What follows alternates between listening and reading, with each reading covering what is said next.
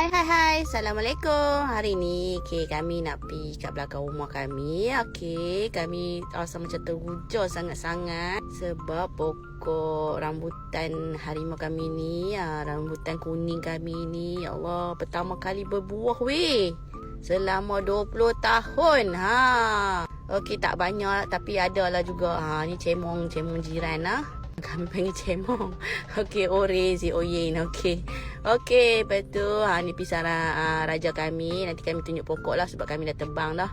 Lepas tu kami pantang tengok sabit. Lepas tu kami nak buang ni. Nampak tak pokok bunga kantan kami habis dia melilit. Ni pokok timun tikui. Nampak tak ada timun tikui lagi ni. Tapi hari ni kami tak mau kutip timun tikui tu, tak mau. Tengok bunga kantan pun duk ada lagi. Sayang kalau dia melilit apa semua, nanti rosaklah pokok kan. Kita kena buang. Kejut kucing bunian ke duduk kat situ.